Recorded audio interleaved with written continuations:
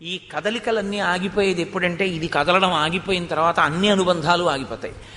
ఆ అనుబంధాల వలన వచ్చేటటువంటి అశాంతి ఈశ్వరోపాసన యందు ప్రతిఫలించకుండా, దానివల్ల మీ ఉపాసన పాడైపోకుండా మీరు రక్షించుకుంటూ ఉండండి ఎప్పుడు. ఎందుకంటే జీవయాత్రలో మనని రక్షించేది ఏదైనా ఉంటే అదొక్కటే రక్షిస్తుంది. మిగిలిన వాళ్ళందరూ పాడు చేయడానికి పనికొస్తారు, కానీ వాళ్ళెవ్వరూ మీ మనశ్శాంతిని నిలబెట్టడానికి ఉపకరించే వాళ్ళు కారు అన్ని వేళలా. ఎప్పటికి ఏ సమయానికి ఎలా అనుకూలమో అలా ఉంటారు ఎవరైనా అంతే. కాబట్టి దాన్ ఎనీథింగ్ అంటారు చూసారా ఇంగ్లీష్లో, దేనికన్నా అవసరమైతే భార్య కన్నా ఈశ్వరోపాసనే ప్రధానంగా పెట్టుకోండి. ఇది ఉండగా ఈశ్వరోపాసన కన్నా గొప్పది ఇంకొకటి లేదు. నా జన్మకి ప్రయోజనమేమి అదే. ఆ స్థిర చిత్తాన్ని మాత్రం బాగా నిలబెట్టుకునే పూనిక చూసుకుని ఎన్నడూ ఈశ్వరుణ్ణి అదే కోరుకోండి. ఈశ్వర, ఏ కారణం చేత ఇది నశించిపోకూడదు. నేను బేలమనస్కుణ్ణి, కదిలిపోతాను, అందుకని నేను కదిలిపోని రీతిలో నా జీవితం ఉండేటట్టు నన్ను అనుగ్రహించు అని కోరండి. అది మీకు సమస్త శాంత్య ఉపశాంతులను ఆయన అనుగ్రహిస్తాడు. సుందరకాండ యొక్క సారాంశం అదే. ఇన్ని చూస్తున్నా హనుమ చెదరలేదు. చూశారా మీరు? హనుమ చెదిరిపోయారనుకోండి, ఇక లేదు సుందరకాండ. కానీ ఉపాసకుని స్థితి ఎలా ఉంటుందంటే చచ్చిపోదామన్నంత స్థితికి ఎడుతుంది. అది ఈశ్వరుడి వైపు నుంచి పరీక్ష కావచ్చు, సమాజం వైపు నుంచి పరీక్ష కావచ్చు, రెండు రకాలుగా ఎలా అయినా ఉంటుంది. ఎందుకంటే నేను ఈ మాట ఎందుకు అంటున్నానో తెలుసా అండి? ఉపాసకులందరూ అటువంటి స్థితిని అనుభవించిన వాళ్ళే. Nobody's life is a bed of roses. ఏ ఉపాసకుని జీవితము కూడా ఆ సంతోషంగా గడిచిపోయిందని మీరు అనుకుంటున్నారేమో, ఎప్పుడూ గడవదు. ఎప్పుడు రాళ్ళు పడుతూనే ఉంటాయి. వాటిని మీరు ఒక నవ్వు నవ్వి విడిచిపెట్టేసేయాలి. పైగా లోపల ఒక కోరిక కోరుకుంటూ ఉండాలి, అజ్ఞానం ఈశ్వర క్షమించు వాళ్ళని అంటుండాలి తప్ప వాళ్ళు నశించిపోవాలని మీరు కోరకూడదు. ఇప్పుడు వాళ్ళు వృద్ధిలోకి రావాలని మీరు కోరాలి. వాళ్ళకి అవగాహన కావాలి అని మీరు కోరుకోవాలి. ఎందుకు నేను ఈ మాటలు అంటున్నానో తెలుసా అండి? నేను అనడం వెనక ఒక నేపథ్యం ఉంది. మీరు రామదాసు గారి జీవితం తీసుకోండి. ఆయన జీవితం ఏమైనా అంత తేలిగ్గా ఈశ్వరానుగ్రహం పొందేసిందా అండి? ఎన్ని కష్టాలు పడ్డాడు మహానుభావుడు. తుకారాం గారి జీవితం తీసుకోండి, ఎన్ని కష్టాలు పడ్డాడు మహానుభావుడు. ఒక ఉపాసన చేయడం అంటే ఒక 2 గంటల పాటు మీరు ఇలా కూర్చుని మళ్ళీ ఇలా కాలెత్తకుండా కూర్చోవడము అంటే అందులో 2 ప్రక్రియలు ఉంటాయి. దాన్ని మీరు సాధించవలసి ఉంటుంది. ఒకటోది అసలు కూర్చోవడంలో కష్టం. ఎందుకనంటే అయ్య బాబోయ్ అంతసేపు కూర్చోవడమే అంటుంది శరీరం. నొప్పి ఉండదని మీరు అనుకుంటున్నారా? ఖచ్చితంగా ఉంటుంది. మొదట్లో మీరు అలవాటు చేయడం, తప్పదు నువ్వు అలా ఉండాలి, తప్పదు నువ్వు అలా ఉండాలి. బడికి వెళ్ళని పిల్లాన్ని తండ్రి తల్లి లెంపకాయ కొట్టి పంపిస్తారు. కోపంతో పంపిస్తారా? కోపంతో కొడతారా? అభ్యున్నతికి కొడతారు. అలా నువ్వు ఏం చేస్తావో నాకు అనవసరం, తప్పదు కూర్చోవాలి, కాబట్టి నువ్వు అలవాటు చేసుకో అని అలవాటు చేసి తర్వాతది ఏమైపోవాలంటే ఈశ్వరోపాసన యందు అసలు ఆ క్లేశం మీకు గుర్తు రాకూడదు. అందులో రమించిపోవడంలో ఇది ఏమైపోతుందో మీకు జ్ఞాపకం ఉండకూడదు. ఇది నిప్పెడుతోందో, ఇది బాధపడుతోందో మీ ఎరుకలో ఉండకూడదు. అంటే దీని ఎరుకని ఆ ఎరుక యందు, ఆ అనుభవమునందు మీరు మరిచిపోగలిగిన స్థితికి మీరు ఎదిగిపోవాలి. ఎదిగిపోయారనుకోండి, ఇది ఖచ్చితంగా శుష్కిస్తుంది. వెలుతురు ఇవ్వాలన్న కొవ్వొత్తి కరిగి తీరాలి. ఇది మీరు దాద్దామన్నా జర్జరీభూతం అయిపోతుంది. దీన్ని మీరు కష్టపెట్టద్దు అన్నా, ఇలా ఉంచుదామన్నా ఉండదు. అలా ఉండని దాన్ని ఈశ్వరార్చనలో కరిగించడం మంచిది. అందుకు కదండి నీరాజనం కళ్ళకద్దుకుంటాం. నీరాజనాన్ని కళ్ళకద్దుకోవడం ఎందుకు? ఏ దీపం కూడా వెలుగుతోందిగా, మరి దాన్ని ఎందుకు కళ్ళకద్దుకోరు మీరు? నీరాజనం శుద్ధస్ఫటికం, తెల్లగా ఉంటుంది. ఏదైనా సరే కాలిపోయే ముందు ఘనం ద్రవమై, ద్రవం వాయువుగా మారుతుంది. కర్పూరం మీరు జాగ్రత్తగా గమనించండి, కాలిపోయే ముందు కొంచెం నీరు కింద వస్తుంది, కానీ బాగా నీరు అవదు. ఘనం నుంచి వాయు రూపంలోకి చాలా తొందరగా అయిపోయి పొగొచ్చేసి తొందరగా వెలిగిపోతుంది. ఆలస్యం అయిపోయింది ఈశ్వర, నేనేం చేసింది లేదు. బ్రహ్మచర్యంలో ఒక గురువుగారిని ఆశ్రయించి నేను చదువుకున్న వేదం లేదు. పేరుకి పెద్దల దగ్గరికి వెళ్ళి యజుశాఖాధ్యాయి అని చెప్పడమే. నేను చదువుకున్న యజుర్వేదం లేదు. నాకు పుస్తకం చూడకుండా శ్రీ సూక్త పురుష సూక్తాలతో రుద్రంతో అభిషేకం చేయగలిగిన శక్తి లేదు. నేను నాకున్న డబ్బుతో ఇన్ని పూలు తీసుకొచ్చి నీకు వర్తించగలిగినటువంటి స్థితి లేదు. కానీ నాకున్న పరిమితులను నువ్వు గమనించి నేను ఏమీ చెయ్యలేకపోయాను, జీవితం వృధా అయిపోయింది, ఇంకా మిగిలిందా వచ్చేస్తోంది జర, కాబట్టి నేను తొందరగా నీలో ఐక్యం అవ్వడానికి కావలసిన మానసిక పరిపుష్టిని నాకు ఇయ్యి అని అడగడం నీరు కాకుండా వాయువైపోయిన నీరాజనాన్ని కళ్ళకద్దుకోవడం. ఆ స్థితిని నాకు ఇయ్యి అని అడుగుతాం మనం. అందుకని హారతొక్కటే కళ్ళకద్దుకుంటాం. అది బాగా పూనిక నిలబడాలి. నేను ఆ నేపథ్యంలో మీకు నేను చెప్తున్నది. ఇది పైకి నోటితో అనడం కాదు, అస్తమానం మీరు పైకి అనక్కర్లేదు, మీ లోపల దృఢంగా ఉండాలి. ఏదైనా కదలకూడనిది ఉంటే అదొక్కటే. ఏదైనా రాజీ ఉంది, అదొక్కదాంతో రాజీ లేదు. దాని కొరకు అడ్డొస్తే దీన్ని విడిచిపెట్టవలసి ఉంటుంది తప్ప దాన్ని వదిలేసి పట్టుకోవలసిందన్నది మాత్రం నా జీవితంలో ఇంకొకటి లేదు. దాందే అగ్రస్థానం. దీని యందు ఇక గట్టి పూనిక నిలబడిపోవాలి. అలా నిలబడిన వారు కదండి హనుమ. లేకపోతే చూడగానే అయ్యి బాబు ఈ గొడవంతా మనకెందుకు, ఎక్కడ రాముడు ఎక్కడ సీత, ఆయన పెళ్ళాన్ని తూపోతే నాకెందుకు వచ్చిన గొడవను ఆయన వదిలేయచ్చు. వదిలేరా? మరి ఎందుకు ఆయనకి క్లేశం? ఆయన ఏం తిన్నారు, ఏం తాగారు, ఏమి సంతోషించారు, ఎందుకంత చిన్న పిల్ల రూపం అవడం? ఉపాసనా క్రమంలో నువ్వు తరించవలసినటువంటి విధానం ఏమిటో నీకు చెప్తున్నది సుందరకాండ. అలా తరించకుండా ఏదో ఈశ్వరుని ఆరాధన చేసి ఆ పుణ్యఫలంతో ఆ భోగాన్ని అనుభవిస్తూ బతుకుతున్నవాడు అటువంటి వాడొక్కడొచ్చి నువ్వు వాళ్ళు అనుకున్న కారణానికి ఈయన అనుకున్న కారణం వేరైతే ఇంతమంది కాలిపోవలసిందే, ఇంతమంది తెల్లవారితే ఆయనే ఆగ్రహించారా, ఇంతమంది గుండెలు బాదుకుని ఏడుస్తారు. ఏడవల లంక కాలిపోయింది హనుమకి. హనుమ తోకతో పెట్టేశారు నిప్పు, కాలిపోయిందంతే. అందుకే ఒక మాట అంటుంటారు, అది మామూలు నిప్పు కాదు, యశోకవన్నిం జనకాత్మజాయాం. ఇంకొక మహాతల్లి ఏడిచింది అక్కడ. ఆ ఏడుపు ఏం చేసింది? మొత్తం లంకని కాల్చింది, రావణాంతఃపురంతో సహా కాల్చింది. మళ్ళీ కాలనదంటూ ఉంటే సీతమ్మే. ఇది నువ్వు తెలుసుకోగలిగితే నీ జీవితం పండిపోయినట్టే. ఇది నువ్వు తెలుసుకోకపోతే తెలుసుకోవడానికి మళ్ళీ మనుష్య జన్మలోకి వస్తామన్న నమ్మకం ఏమిటి? వచ్చి ఇప్పుడు తెలుసుకోవట్లేదా? మళ్ళీ ఎప్పుడో వచ్చి ఎప్పుడో తెలుసుకుంటావా? ఏమి నమ్మకం? మళ్ళీ ఎన్ని కోట్ల జన్మలు జారుతావో, ఎప్పుడో మనుష్య జన్మ. అప్పుడు వస్తే మాత్రం అసలు ఇంత ఉపాసన రహస్యాన్ని తెలుసుకుని ఆ బిగింపు నీకు వస్తుందని ఏమి నమ్మకం? ఇప్పుడు ఉన్న అవకాశం ఇదే అడుగుతుంది సీతమ్మ.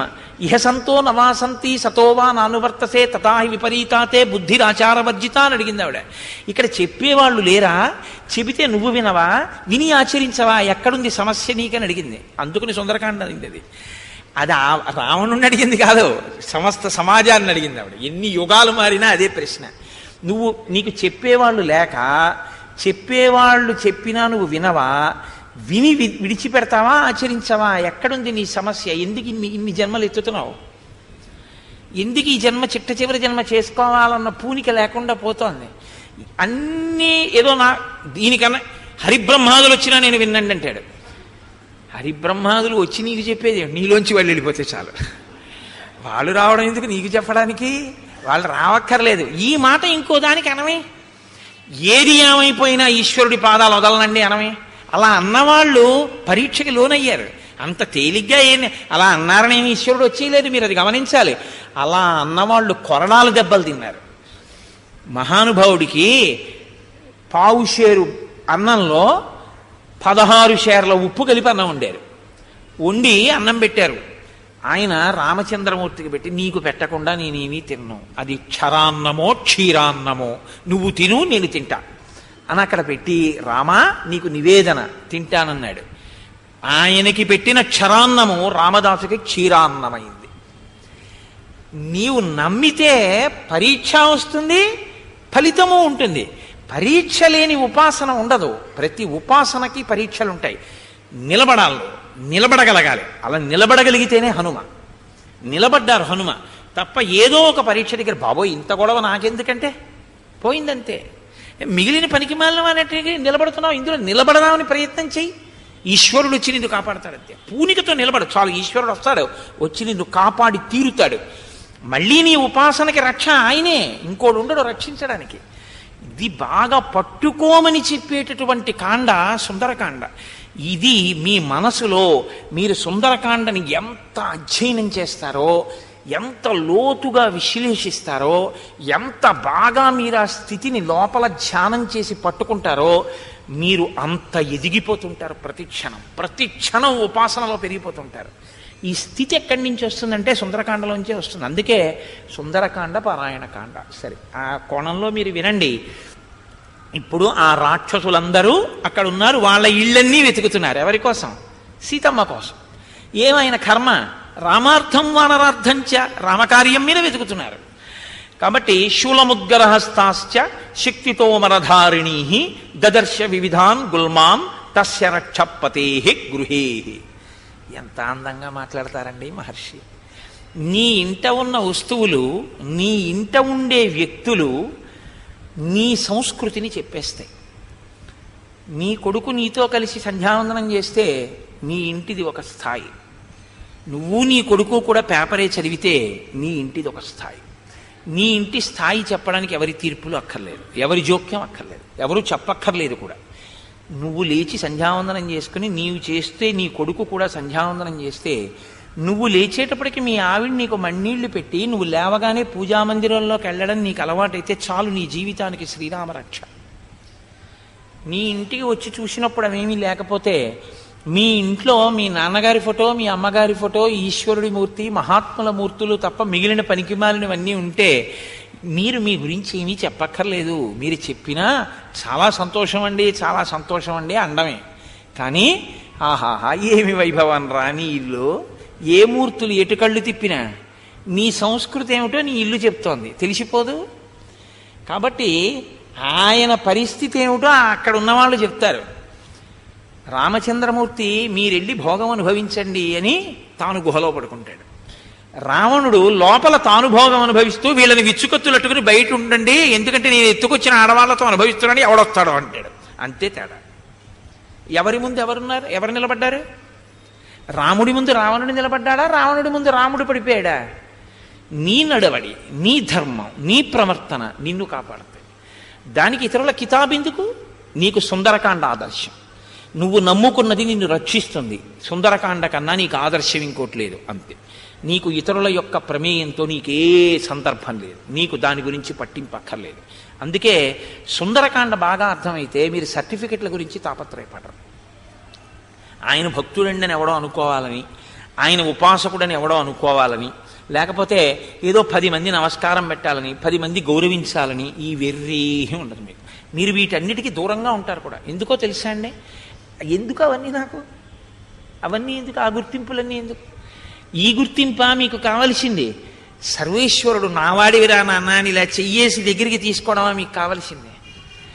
ప్రహ్లాదుణ్ణి ఇలా ఒక్కసారి అన్నాడంతే, చాలు నా బతుక్కి, రాక్షస వంశంలో పుట్టాను ఇలా అన్నావు, తలమించి చెయ్యేసి వీపు వరకు చాలదా నాకు అని అడిగాడు ప్రహ్లాదుడు.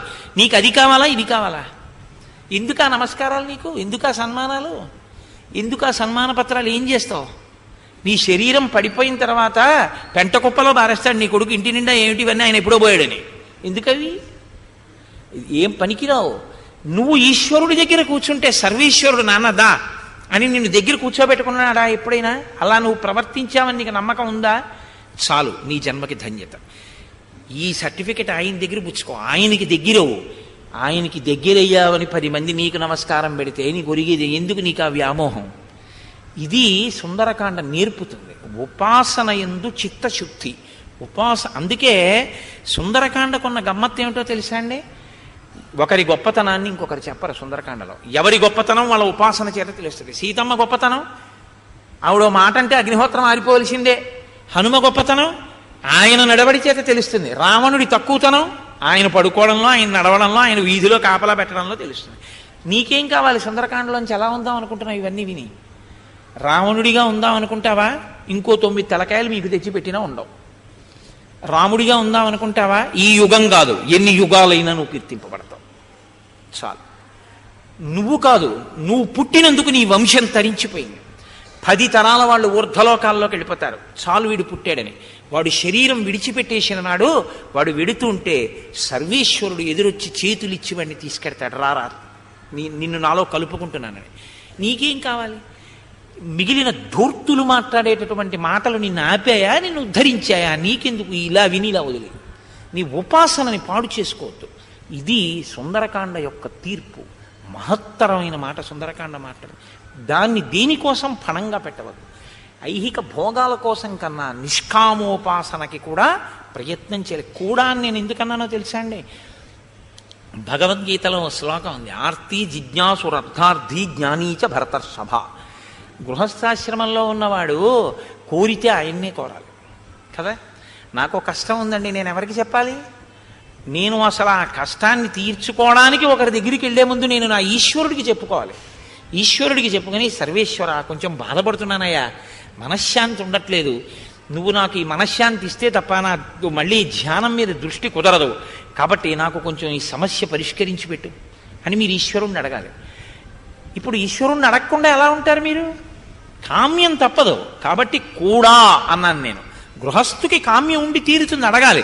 కానీ అడిగితే ఈశ్వరుణ్ణి అడగండి, ముందు ఆయన్ని అడగండి, ఆయనకి చెప్పండి, ఆయనకి చెప్పి వెళ్ళండి మీరు ఎక్కడికన్నా వెడితే తప్ప మీరు మామూలుగా వెళ్ళొద్దు. మీరు ఎలాగా ఉండవలసి ఉంటుంది అంటే, ఈశ్వరుడు మీ వెంట, మీరు ఇంట్లో శుభకార్యం జరుగుతున్నా మీకు మిగిలినవన్నీ అనవసరం అండి. నేను ఒక్క మాట చెప్తున్నా, ఎందుకో తెలుసా? మీరు ఏం చేసినా మంకపెట్టేవాళ్ళు ఎప్పుడూ ఉంటారు, లోకంలో ఉండకుండా ఉండరు. నేను మీకు యథార్థం చెప్తున్నా. గాంధీ మహాత్ముడిని విమర్శించే వాళ్ళు ఉంటారు, చచ్చిపోయే ముందు హే రామ్ అన్నా కూడా విమర్శిస్తారు. పరమాచార్య స్వామి అంతటి మహానుభావుణ్ణి మాటలు అనేవాళ్ళు ఉంటారు. వివేకానందుడు అంటారు, రామకృష్ణ పరమహంస అంటారు. నోరుందిగా ఏమైనా అంటారు, నీకెందుకు వాటి గురించి? నువ్వు నమ్ముకున్నది నువ్వు వదిలిపెట్టవద్దు. ఇది బాగా పట్టుకోవాలి. సీతమ్మ తల్లి భర్తనంత నమ్ముకుందంత ఉపాసన చేసింది. ఇన్ని మాటలు అన్నాడు రావణుడు వెళ్ళి. ఆవిడ చెదిరిపోయి ఉండుంటే, ఒక్కసారి ఆవిడ కానీ ఇన్ని అంటున్నాడు అబ్బా నిజమేలే అనో, లేకపోతే వాడు అంటున్నాడని బాధపడ్డమో చేసి ఉంటే, సీతమ్మ తల్లికి వాళ్ళ గుడి కట్టి మీరందరూ పూజ చేసి ఉండేవారా? వాడంటాడు అన్నందుకు వాడు పోతాడు, కానీ నాకు నా రాముడు ఉన్నాడు వస్తాడు నమ్మింది. నీకు అంతే సుందరకాండ తీర్పు. కాబట్టి సుందరకాండని మీరు ఆ కోణంలో వినవలసి ఉంటుంది. మీరు ఆ కోణంలో విని దాన్ని అన్వయం చేసుకోవాలి జీవితంలో. చేసుకుంటే అన్ని వైపుల నుంచి మీకు రక్షణ కలుగుతుంది, ఈశ్వర రక్షణ. ఎందుకంటే ఒక్కటే కారణం అండి, ఇది అమూల్యం. దిక్కుమాలిన గోలంతా ఎందుకంటే ఇది రాదు వచ్చిన గొడవ. ఇది ఎందుకు రాదంటున్నానో తెలుసా అండి? ఇది మీకు ఇవ్వాలని నియమమేం లేదు. చాలామంది తెలియక ఏమంటారంటే, మళ్ళీ పుడతానంటే మనిషిగా అప్పుడు చేస్తానంటాడు. అలా ఏం లేదు శాస్త్రంలో. ఈశ్వరుడికి అధికారం లేనిది ఏదైనా ఉంటే మీకు మళ్ళీ జన్మనివ్వడం మీదే. ఈశ్వరుడికి అధికారం లేదు. ఈశ్వరుడు నిన్ను నేను మళ్ళీ మనిషిగా పుట్టిస్తాను అని ప్రమాణము చెయ్యలేడు. ఎందుకో తెలుసా అండి? ఒక్కటే కారణం, మీ మరుజన్మ కానీ జన్మ లేకపోవడం కానీ మీ చేతిలోనే ఉంటుంది, కిందకి వెళ్ళిపోవడం కానీ. కారణం ఏంటంటే తీర్పు ఈశ్వరుడు తన మీద పెట్టుకోడు. అందుకే మీరు ఏం చేస్తున్నా వాసనారూపంగా వెళ్ళి మనసు పట్టుకుంటుంది. మీరు ఒంట్లో ఓపిక ఉండగా మీ అనురక్తిని బాగా దృఢతరం చేసేసారనుకోండి, ఈశ్వరుణ్ణి పట్టుకోవడం అలవాటు చేశారనుకోండి, తలుపు సందులో వేలు పడింది శివ శివ అంటాం అలవాటైంది అనుకోండి, ఓ కష్టం వచ్చింది ఈశ్వర అని ఏడవడం అలవాటైంది, మీకు ప్రాణోత్క్రమణం కూడా ఉంటుందిగా. మరి పుట్టిన ప్రతివాడు వెళ్ళిపోవలసిందేగా. అప్పుడు కూడా ఈశ్వర అనే ఏడుస్తాడు. ఈశ్వరుడు ఏం చూస్తాడో తెలుసా అండి? నేను ఏడాది అల్లా తెల్లారకట్ట 3ంటికి లేచి చదివానండి అంటే కాదు, ఎంసెట్ గంటన్నారా నువ్వేం రాసావు దాన్ని బట్టి నీ ర్యాంకు. నీ ప్రాణోత్క్రమణంలో నువ్వు దేన్ని స్మరించావు అదే నువ్వు పట్టుకున్నావు జీవితాంతం. నీ ప్రాణోత్క్రమణమునందు ఈశ్వరుణ్ణి పట్టుకున్నావు. ఎలా పట్టుకుంటావు? అన్నిటికన్నా అధికం అదే అన్న పూనిక నీకు ఇక్కడ ఉండాలి. మిగిలినవన్నీ అది చేరడానికి ఉపకరణములని పట్టుకుంటున్నావు అంతే. దానికన్నా ఇవి ఎక్కువ కావు. ఇప్పుడు నువ్వు అదే స్మరిస్తావు. అది స్మరిస్తే ఆయనలోకి వెళ్ళిపోతావు. లేదు ఏవో మంచి విషయాలు స్మరిస్తూ వెళ్ళిపోయావు. పండిత వంశంలో మహాపురుషుడి కడుపున పుట్టి ఉపాసన సిద్ధి కలిగేటట్టుగా పుడతావు. లేదు ఏ ఐశ్వర్యాన్నో లేకపోతే ఏవో పనికి మాలిన విషయాలో స్మరించావు, అయిపోయిందంతే. తిరియక్కంటారు, వెన్నుపాం అడ్డంగా ఉండే జీవి కింద వెళ్ళిపోతాడు. వెళ్ళిపోతే వచ్చే నష్టం ఏమిటో తెలుసా అండి? ఇక బుద్ధి ఉండదు, ఇంకేం చేయలేడు ఆ శరీరంతో. ఆవు మీరు చూడండి, ఆవు పాలిస్తుంది, అభిషేకం ఎవరు చేసుకుంటారు? పాలు తెచ్చుకున్నవాడు చేసుకుంటాడు. ఫలితం ఎవరిది? ఆవుకేస్తారా? ఏమీ ఉండదు. ఆవు పాలిచ్చింది కదండి, బతికున్నన్నాళ్ళు స్వామివారికి అభిషేకం చేశాం కదా, మరి ఆవుకు ఫలితం లేదా? ఏమీ లేదు. తెచ్చుకున్నవాడికి, గడ్డి పెట్టిన వాడికి, పాలు పోసి అభిషేకం చేసిన వాడికి తిరియక్కుకుండేటటువంటి పరిమితి అది. అది ఇంకా ఏమీ చేయలేదు. ఆ ఉపాధులు ఉన్నా అవన్నీ కూడా దురదృష్టవంతమైన ఉపాధులు. ఏ కోణంలో ఈశ్వరార్చన చెయ్యలేవు. ఇంకా సుందరకాండ ఏం వింటాయి? సుందరకాండ ఏం చదువుతాయి? అది ఒక్క దీనికే అర్హత. ఇది పడిపోతుంది, వచ్చిన గొడవ. ఇది ఉండదు. ఎప్పుడు పడిపోతుంది తెలియదు. ఎప్పుడో అంటాయండి, అప్పటి వరకు ఉంటుందని నమ్మకం ఏంటి? ఉన్న సమయం చాలా అపురూపం. కాబట్టి దీన్ని వాడవలసిందే ఈశ్వరార్చనకి. అన్నిటికన్నా ప్రధాన కారణం అదే. కాబట్టి మీరు అసలు సనాతన ధర్మంలో ఉన్నటువంటి ప్రధాన సిద్ధాంతం ఏమిటంటే పునర్జన్మ. పునర్జన్మ ఉన్నది అని అంగీకరిస్తే సనాతన ధర్మంలో ఉన్నాడని గుర్తు. పునర్జన్మ ఉన్నది అని అంగీకరించాడని గుర్తు ఏమిటో తెలుసా అండి? బొట్టు పెట్టుకుంటాడు. బొట్టు పెట్టుకోలేదనుకోండి, వాడు సనాతన ధర్మములో ఉన్నవాడు కాడు అని గుర్తు. నేను నమ్మను వేదాన్ని, నేను నమ్మను ఉపనిషత్తుల్ని, నేను నమ్మను ఈశ్వరుణ్ణి, నేను నమ్మను పునర్జన్మ ఉంది అని బొట్టు లేకపోతే వాడు ఎన్ని చేసినా నేను అంగీకరించనని చెప్పి కూర్చున్నవాడు కాబట్టి వాడికి ఆ ఫలితం లేదు. బొట్టు పెట్టుకుంటే వాడు అంగీకరించినట్లు గుర్తు. అందుకే బొట్టు అంత ప్రధానమైపోయింది. పునర్జన్మ సిద్ధాంతాన్ని అంగీకరించాడని గుర్తు బొట్టు పెట్టుకోవడం. అది అంగీకరించని వాళ్ళు ఎవ్వరూ బొట్టు పెట్టుకోరు. అందుకే బొట్టు పెట్టుకోని వాళ్ళు అందరూ కూడా పునర్జన్మ సిద్ధాంతం వాళ్ళ వాళ్ళ సిద్ధాంతాలలో ఉండదు. అది వేరుగా ఉంటుంది. ఇప్పుడు నేను దాని గురించి మాట్లాడను, నేను సుందరకాండ గురించే మాట్లాడతాను. కాబట్టి శూలముద్గరహస్తాశ్చ శక్తితో మరధారిణీ దదర్శ వివిధాన్ గుల్మాన్ తస్య రక్షపతే గృహే రాక్షసాంశ్చ మహాకాయాన్ నానా ప్రహరణోజ్జతాన్ రక్తాన్ శ్వేతాన్ సితాంశ్చైవ హరీంశ్చాపి మహాజనాన్. అక్కడ ఉన్నటువంటి వాళ్ళు శూలాలు పట్టుకున్నారు. ఎందుకు పట్టుకున్నారు? ఎప్పుడు ఏదో ఇంకోడిని కొడతారు, వాడు కొడతాడని భయం. అంటే ఉపాధిని సక్రమముగా ఉపయోగించుకున్నవాడు కాడు, వాడే రాక్షసుడు. కాబట్టి శూలం పట్టుకుంటాడు, ముద్గరం పట్టుకుంటాడు, ఇంకోటి పట్టుకుంటాడు, తోమరం పట్టుకుంటాడు. ఎప్పుడు విచ్చుకత్తులు అట్టుకుని వాడు నిద్రపోడు. ఎవడో లోపల నిద్రపోవడానికి ఇంతమంది బయట లేచుంటే వాడు పడుకుంటాడు. వీళ్ళు పడుకుంటే తాను పడుకోలేడు. అందరూ పడుకోనివ్వండి, నేను పడుకుంటాను అన్నాడు అనుకోండి, ఇంకా ఎందుకయా లేచుంటారో అని ఎవరన్నారు రామాయణంలో? పక్షులు అరుస్తున్నాయి, గోళ్ళకి వెళ్ళిపోతున్నాయి. ఆవులన్నీ కూడా గోశాలలకు వెళ్ళిపోతున్నాయి. అరణ్యాలకి వెళ్ళేటటువంటి కాంతలు, ఆ పుల్లలు ఏరుకునే వాళ్ళు, అటువంటి వాళ్ళు గృహోన్ముఖులై వెళ్ళిపోతున్నారు. ధూమం ఆవరించినట్టు చీకటి ఆవరించేస్తోంది. ఇప్పటికే ఆలస్యం అయిపోయింది, పడుకోండి, నేను పడుకుంటాను అని ఎవరన్నారు? విశ్వామిత్రుడు అన్నాడు. అనసూయమ్మ అంది, అత్రి అన్నారు. అందుకే రామాయణంలో ప్రతి చిన్న విషయం చెప్తారు. ఇప్పటికే బాగా చీకటి పడింది, పడుకోండి అంటారు. మీరు పడుకోండి, నేను పడుకుంటాను అంటారు. ఎవరు? మన్నెవడేం చేస్తాడు? అన్నవాడు. మీరు పడుకోకండి, మీరు 1,00,000 మంది తెలివేసి కత్తెట్టుకుని ఉండండి, నేను లోపల పడుకుంటానంటాడు. ఎవడు? వాళ్ళు పడుకుంటే తను చచ్చిపోతాను అనుకున్నవాడు. మరి ఆ పని ఎందుకు చేశావు? ఇది సుందరకాండ. మరి అంత చస్తూ బతుకుతున్నానని తెలిసి నా అంత మొనగాళ్ళేడని ఎలా చెప్తున్నావు? నువ్వు నిద్రపోలేవు. వాళ్ళు 1,00,000 మంది బయట కత్తెట్టుకోపోతే నీ బతుక నువ్వు దాని గురించి గొప్పగా చెప్పుకోవడమా? ఎంత అసహ్యకరమైన విషయం. విశ్వామిత్రుడు గొప్పవాడు, వశిష్ఠుడు గొప్పవాడు, అనసూయమ్మ గొప్పది, నువ్వు ఆ గొప్పవాడివి. 1,00,000 మంది కత్తెట్టుకుంటే తప్ప పడుకోలేని వాడివి నువ్వు మొనగాడివని మాట్లాడతావా? ఇదే రావణుడంటే. నీ మానాన నువ్వు పడుకోగలవా? 10 మందిని పడుకోండి మీ అందరూ, నేను పడుకుంటున్నాను అనగలవా? నాకెందుకండి, నన్నెవరు రక్షించాలి, నన్నెవరేం చేస్తారండి అని అనగలవా? అలా అనాలంటే నిన్నెవ్వరూ ఏమీ చెయ్యని రీతిలో నువ్వు జీవిస్తున్నవాడిని గుర్తు. ఏమండి, ఎందుకైనా మంచిది నా చుట్టూ నలుగురు ఉండండి అన్నమాట ఎందుకు వచ్చింది? ఇది జీవితాలకి మీరు పడుకోవడంలో కూడా ఎంత భయం అంటే ఇదే రాక్షస జీవితము అని గుర్తు. అలా ఉండద్దు స్మా.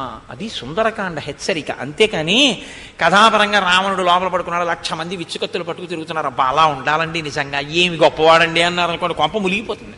అందుకని సుందరకాండను అలా వినకండి. పై సౌందర్యం వేరు, అంతఃసౌందర్యం వేరు. లోపల అలా ఉండకూడదని పట్టుకోవాలి. శ్లోకాన్ని తిప్పాలి, తిప్పకపోతే రాదు. ఎందుకంటే వెనకటికి ఒక ఆయన, ఒక ఐశ్వర్యవంతుడు, కొడుకులు పనికిమాలిన వాళ్ళు అని అర్థమైపోయింది ఆయనకి.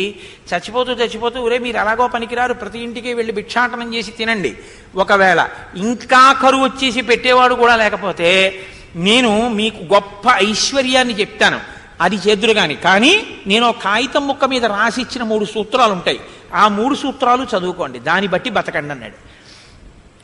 ఏమిట్రా నాన్నగారు అని చెప్పి చచ్చిపోయాడు ఆయన. బీరువాలు తీశారు, ఏం లేవు. పెట్లు తీశారు, ఏం లేవు. ఒరే ఇంత సంపాదించాడు, ఎక్కడా కానీ లేదు. ఆ కాగితం ఏమిటని చదివారు. అమ్మకి అన్నం పెట్టవద్దు మొదటి మాట. ఇక్కడ లోకంలో ఎవడైనా తండ్రి చచ్చిపోయే ముందు ఒరే మీ అమ్మని జాగ్రత్తగా చూడండి అంటాడు, అమ్మకి అన్నం పెట్టవద్దు అని రాశాడు. ఇదేమిటి ఇలా ఉంది, సరే రెండో సూత్రం చదవండి పోని అన్నాడు. విత్తు పెట్టి పందిరెయ్యవద్దు. ఇదేమిటి, విత్తనం పెట్టి పందిరేయకపోతే పాది ఎలా కాస్తుంది? మా నాన్న సంధి ప్రలాపం చచ్చిపోయే ముందు పైచ్యంలో రాశాడేమో ఇవన్నీ అనుకున్నారు. ఎక్కడా ఏమీ దొరకకపోతే ఇల్లు తవ్వేయండి అని ఉంది. ఏంటంటే ఇల్లు అమ్మేయండి అంటాడు ఎవడైనా, ఏమీ దొరకకపోతే ఇల్లు తవ్వేయండి ఏమిటి, వచ్చే రూపాయి కూడా రాదు. పండితుల దగ్గరికి వెళ్ళారు, చూపించారు, ప్రతివాడు చూసి మీ నాన్న సంధిలో రాశాళ్ళవా ఇవన్నీ ఏమిటన్నారు. ఒక మహానుభావుడి దగ్గరికి వెళ్ళారు, ఆయన చూసి అన్నాడు, రే మీ నాన్న మహాప్రాజ్ఞుడు రా, గొప్ప విషయాలు రాశాడు రా అనుభవంతో అన్నాడు. అయ్యా ఏమిటి రాశాడు? అమ్మకి అన్నం పెట్టవద్దు అని రాశాడు. అమ్మకి అన్నం పెట్టకు, అమ్మ చేతి అన్నం తింటున్నాను అనుకో. నువ్వు అమ్మకి అన్నం పెట్టడం ఏమిటి? ఏమండే ఇన్నేళ్ళు వచ్చినా మా అమ్మ చేతి అన్నం తింటున్నానండి అను, అది గొప్ప. అంతేగాని మా అమ్మగారిని నేనే చూస్తున్నానండి నాకు ఎప్పుడును. అమ్మకి అన్నం పెట్టవద్దు, అమ్మ పెట్టిన అన్నం నేను తింటున్నానను తిప్పి చూడు మాటని. విత్తు పెట్టి పందిరేయవద్దు, పందిరేసి విత్తు పెట్టు. విత్తు పెట్టేసి పందిరి ఎప్పుడో వేస్తారంటే నీకు ఈలోగా ఏదో టెలిగ్రామ్ వస్తుంది, ఊరెళ్ళిపోతావు. ఈలోగా అది పైకి పాకడానికి పందిరి లేక కింద పాకి కాయవలసినంత కాయదు, ఏ మేక వచ్చి తినేస్తుంది. నేను పందిరి వేసి విత్తు పెట్టు, నువ్వు ఊరెళ్ళినా అది పైకి ఎక్కేస్తావు. కాబట్టి విత్తు పెట్టి పందిరేయవద్దు, పందిరేసి విత్తు పెట్టు. ఏమీ దొరకకపోతే ఇల్లు తవ్వండి. ఇంకా మీరు ఈ సూత్రాలు పాటించి 4 ఏళ్ల ముందు కష్టపడి బతుకుదామన్నా కూడా రోజులు వెళ్ళకపోతే అప్పుడు మీకోసమని ఇంట్లోనే పాతు పెట్టాను, అప్పుడు ఇల్లు తవ్వండి, మీకు దొరుకుతుంది. అప్పటి వరకు మాత్రం తవ్వేయకండి.